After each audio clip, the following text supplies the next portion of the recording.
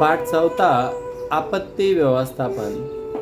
शोधा पाहू चित्रात तुम्हाला कोणते प्रसंग दिसतात, या प्रसंगात तुम्ही काय केले असते. तुम्ही स्वतः कधी हे प्रसंग अनुभवले आहेत का? हे प्रसंग का उद्भवत असतील? सभोवताली घडणारे काही आपल्याला प्रसंग दिलेले आहेत. 1993 मध्ये लातूर जिल्ह्यामध्ये किल्लारी या ठिकाणी या परिसरामध्ये तीव्र असा भूकंप झाला. हजारो लोक यामध्ये मृत्युमुखी झालेले आहेत. जुलै 2005 हा वेळ आठवा.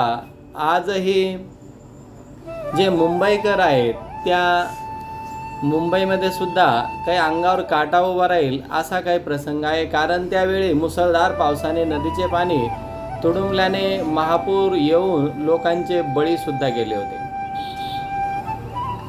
जुलै 2024 मध्ये पुणे जिल्ह्यातील आंबेगाव तालुक्यातील माळीने गाव दगड कोसळल्याने डोळ्यादेखत उद्ध्वस्त झालेले आपण पाहिलेले आहेत. तेथील डोंगरकडा कोसळल्याने माती, दगड व ढिगाऱ्याखाली अनेक माणसे गाडली गेली आहेत. मृत्युमुखी देखील पडली गेली होती. नोव्हेंबर 2015 मध्ये तामिळनाडूमध्ये झालेली अतिवृष्टी जी होती, तर त्यावेळेस सुद्धा काही लोक मृत्युमुखी पडले होते. अचानक उद्भवणाऱ्या संकटामुळे राष्ट्राची किंवा समाजाची मोठ्या प्रमाणावर जीवितहानी आणि सामाजिक हानी होते. अशा संकटांना आपत्ती म्हणून ओळखले जाते. शाळेत येताना किंवा शाळेत असताना तुमच्यावर कोणकोणत्या आपत्ती येऊ शकतात, या आपत्तीचे निरीक्षण करून आपल्याला पुरावे देखील द्यावे लागत असतात. आपत्तीमुळे या आपत्ती कशामुळे येत असतात? अतिवृष्टीमुळे होणारा महापूर, भूकंप, विजांचे कोसळणे, ज्वालामुखी यासारख्या ज्या काही गोष्टी असतात तर त्या आपत्तीमुळे होत असतात.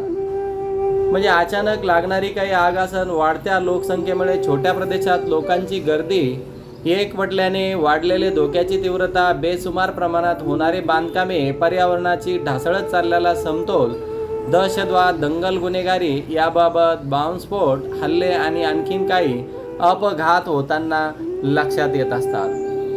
आग आणि भूकंप, रासायनिक वायुगळती, वादळ, महापूर, सुनामी, बॉम्बस्फोट इत्यादी काही कोसळणे, पूर, दरड कोसळणे, मोटार अपघात इत्यादी सुद्धा, वणवा पेटणे हे सुद्धा आपल्याला काही अपघाताची कारण मानल्या जातात. अपघाती दृश्य म्हणून ओळखल्या सुद्धा जातात. आपत्तीचे मानव निर्मिती व नैसर्गिक आपत्ती असे 2 प्रकारे आपल्याला विभागणी देखील करता येईल. मानव निर्मित म्हणजे मानवामुळे झालेली आपत्तीस मानवनिर्मित आपत्ती म्हणतात. निसर्गातून होणाऱ्या आपत्तीला नैसर्गिक निर्मित म्हणतात, म्हणजे भूकंप. आणि मानव निर्मित म्हणजे आग वगैरे लागणे. भूकंप, भूगर्भामध्ये प्रचंड हालचाली होतात. प्रचंड प्रमाणात हालचाली झाल्यामुळे ऊर्जेचे उत्सर्जन होते. त्याची परिणती भूकंप लाटामध्ये होऊन प्रत्येकाच्या म्हणजेच पृथ्वीच्या पृष्ठभागात हालचाल होत असते. त्यामुळे जमीन थरथरणे, हलणे, जमिनीला भेगा पडणे अशा घटना घडत असतात. अशी भूकवचामध्ये कंपने होणे यालाच भूकंप असे म्हणतात. अन्य कारणाबरोबरच मोठे धरणे व खाणकाम ही प्रमुख काही मानवीय कारण आहेत की त्यामुळे देखील भूकंप होत असतात. भूकंपाचे परिणाम, बांधकामे, पूल, रस्ते, लोहमार्ग उद्ध्वस्त होतात.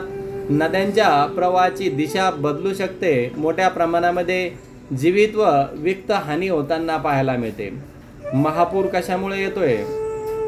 महापूर हा संपूर्ण जगात वारंवार उद्भवणारी नैसर्गिक आपत्ती आहे. अतिवृष्टीमुळे याच ठिकाणी अधिक प्रमाणामध्ये जमा होणारे पाणी नदीच्या पात्रात जाते, तेव्हा पुरांचे संकट ओढवते. बेसुमार पाऊस झाला की मोठ्या शहरात पाण्याचा निचरा करणारी व्यवस्था अपुरी पडते. त्यामुळे गटारे तुटुंबतात, गच्च भरतात, पाणी रस्त्यावर असते आणि आसपासचा जो काही परिसर आहे तो परिसरामध्ये, घरामध्ये पाणी शिरताना पाहायला मिळते. महापुराचे जे काही परिणाम असन, मोठ्या प्रमाणामध्ये जीवित आणि वित्त हानी होते. जमिनीचा पूर किंवा जमिनीचे पूर आल्याने धूपसुद्धा होत असते. पिकांचे अमाप नुकसान होताना पाहायला मिळते. पूर ओसरल्यानंतरही आजार व रोगराई यामुळे लोकांचे आरोग्य खालावले जातात आणि हे महापुरांचे लक्षण असतात. तर वादळाने सुद्धा काही नुकसान होती. हवेमध्ये निर्माण होणारी कधी अधिक दाबाचे जे काही पट्टे आणि त्यामुळे हवामानामध्ये होणाऱ्या बदलांच्या वेगाने वारे वाहू लागतात आणि वादळे निर्माण होतात. वादळांचे काय परिणाम होत असतील तर वादळग्रस्त प्रदेशामध्ये अमाप नुकसान होते, जीवित मालमत्ता यांची प्रचंड हानी होते, वीज पुरवठा खंडित होतो, दळणवळण यंत्रणा खंडित होतात. तर वणवा कसा पेटला जातो? वणवा म्हणजे जंगल कुरणे व गवताळ प्रदेशामध्ये निर्माण जी काही आग लागते, म्हणजेच कुरणे किंवा गवताळ प्रदेशामध्ये नैसर्गिक अथवा मानवी कारणामुळे लागलेली जी काही आग असेल ती अनियंत्रित आग म्हणून ओळखल्या जाते. वणवा पसरण्याचे वेग सुद्धा प्रचंड असतो. वणव्याचे काही दुष्परिणाम देखील होत असतात. तर नैसर्गिक साधन संपत्तीचे प्रचंड नुकसान होते. हवा प्रदूषित होताना वणव्यामुळे पाहायला मिळते. तुमच्या वर्गामध्ये सध्या किती विद्यार्थी आहेत? सध्या आहेत त्यापेक्षा 5 पट विद्यार्थी एकाच वर्गात बसले तर काय होईल? श्वासोच्छ्वास घेण्यासाठी अडचण येईल, कारण कार्बन डायऑक्साईडचे प्रमाण वाढतील. अत्यंत गर्दीच्या ठिकाणी तुम्हाला कोणती दुर्घटना घडू शकते असे वाटते? आपत्ती व्यवस्थापनामध्ये लोक सहभागात आणि आपत्ती व्यवस्थापना यांचे नाते फार जवळचे आहे. आपत्ती टाळणे, आपत्तींना तोंड देण्यासाठी योजना तयार करणे, त्यासाठी क्षमता वळवणे म्हणजेच आपत्ती व्यवस्थापन होय. नैसर्गिक किंवा मानवनिर्मित आपत्तीमध्ये होणारे नुकसान टाळण्यासाठी उपाय म्हणून आपत्कालीन नियोजन व्यवस्थापन करण्याची जास्त गरज मानल्या जाते. राष्ट्रीय आपत्ती व्यवस्थापन प्राधिकरण या संस्थेची 2005 मध्ये स्थापना करण्यात आली. आपत्ती व्यवस्थापनाअंतर्गत नियोजन करण्याचे काम ही संस्था करत असते.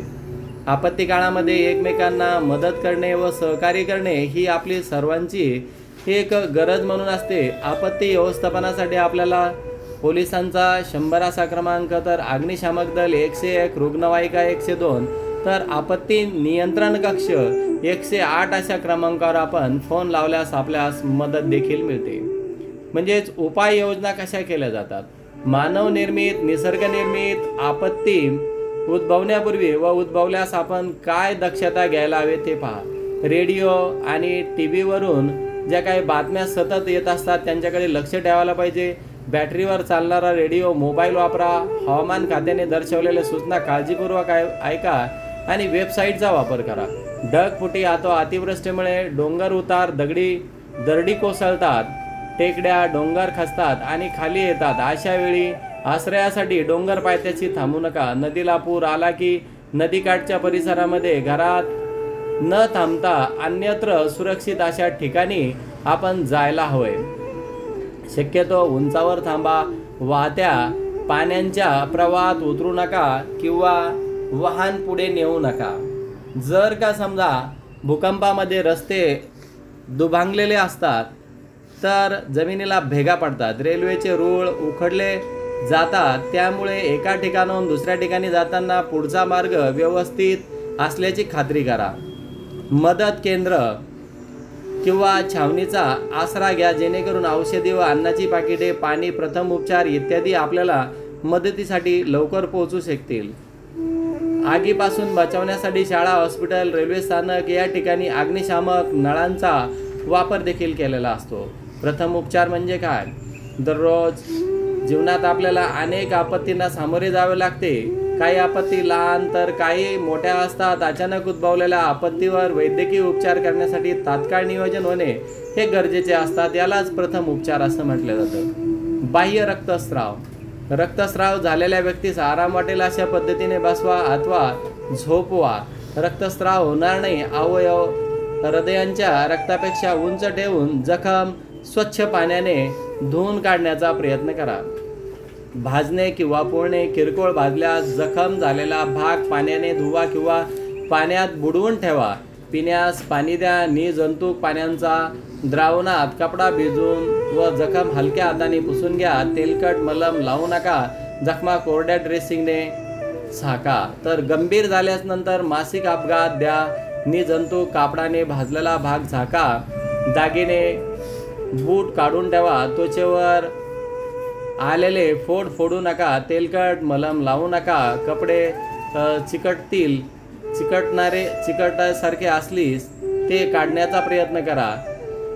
तर शुद्धीत आल्यावर पिण्यास पाणी द्या. चहा कॉफी उत्तेजन पेय देऊ नका. तातडीने वैद्यकीय सेवेकडे दाखल करा. उष्माघात हा एक उन्हामुळे जास्त वेळ काम केल्याने शरीरातील पाण्याचे व क्षारांचे प्रमाण अत्यंत कमी झाल्याने होत असतो. असे झाल्यास रुग्णास सावलीत व थंड ठिकाणी न्या. शरीर थंड पाण्याने पुसा. मानेवर थंड पाणी भिजलेला कपडा ठेवा. पिण्यास भरपूर पाणी व सरबतासारखी पेय द्या. उलटी झाली असल्यास अथवा अशक्तपणा आला असेल तर मान एका बाजूला करून उताने झोपवा. तातडीने वैद्यकीय मदत नेऊन त्यांना दवाखान्यामध्ये दाखल करा. सर्पदंश.